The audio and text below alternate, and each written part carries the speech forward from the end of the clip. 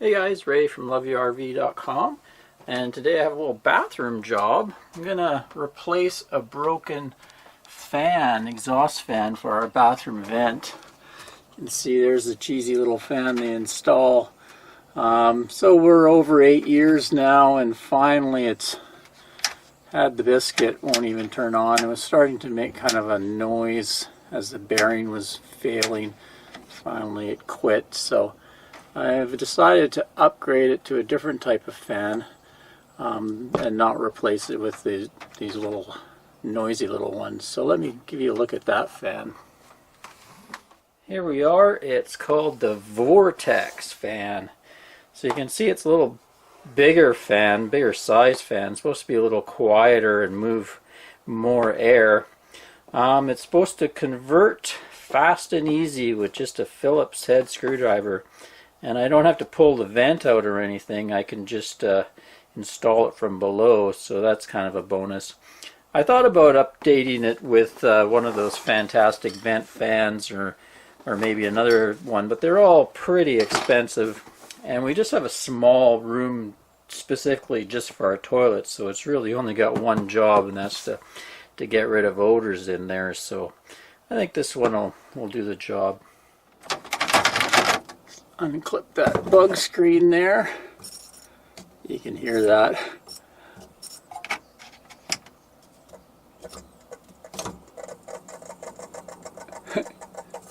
Sort of works. Okay, let's get the instructions out on that other one and see what we're going to have to do here. Here's the new fan. So we got the power wires there. And looks like we got a switch all built in.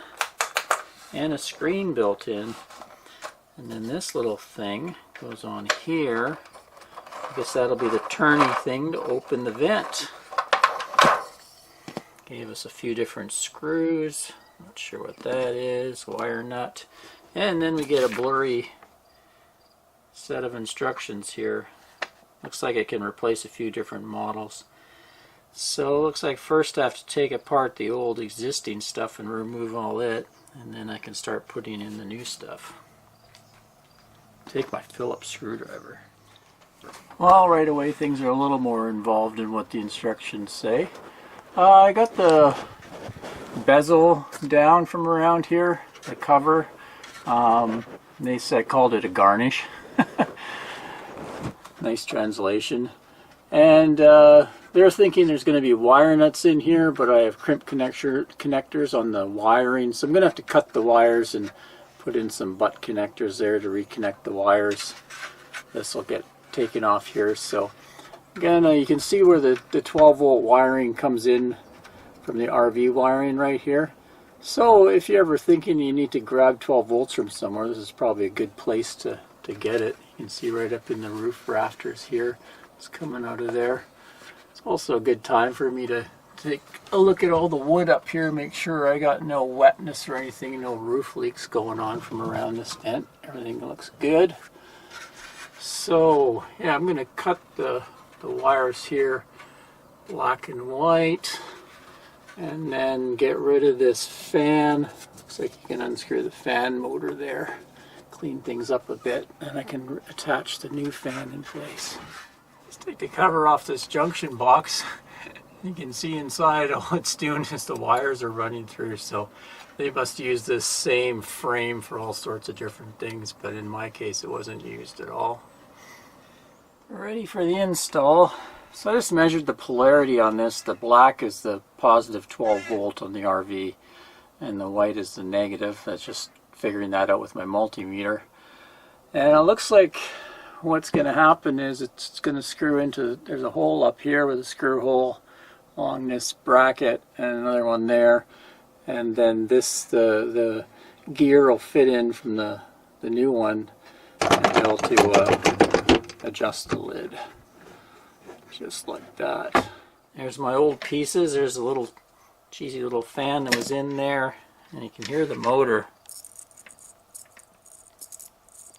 That doesn't sound so good.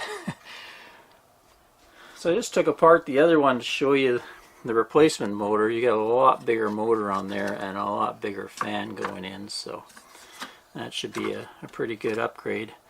Although they charge quite a bit for this. These motors aren't really worth very much. You're paying for a lot of plastic. You're paying for the design. You could kind of DIY yourself, but then you'd be trying to make this nifty design. So I guess it's worth it. And then we got the two black and white here. I hope it's the same polarity. I think it's going to be, because the black here looks like it goes into the little switch and then into the motor. If not, it'll run backwards and I'll have to pull it out again.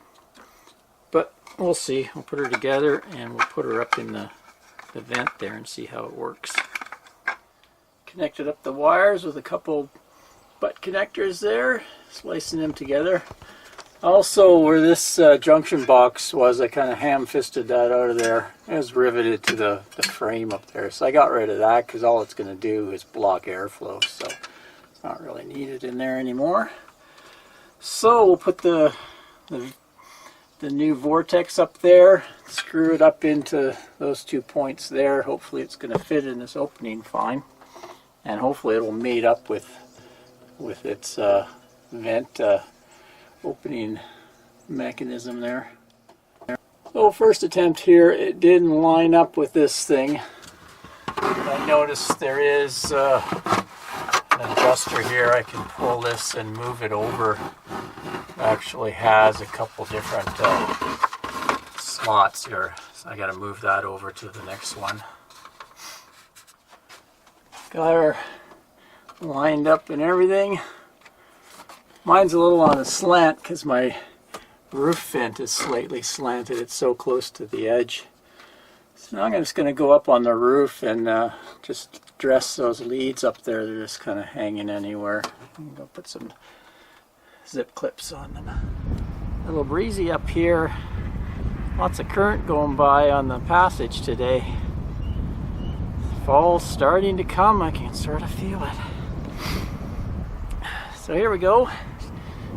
Inside from above, and just kind of use some zip clips around there to keep the wiring dressed so it doesn't flop around.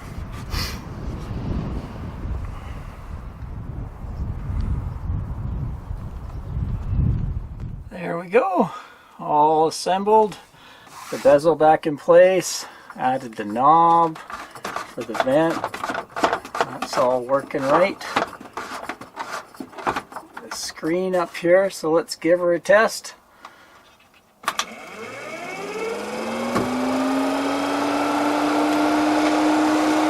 Well, seems to go pretty good.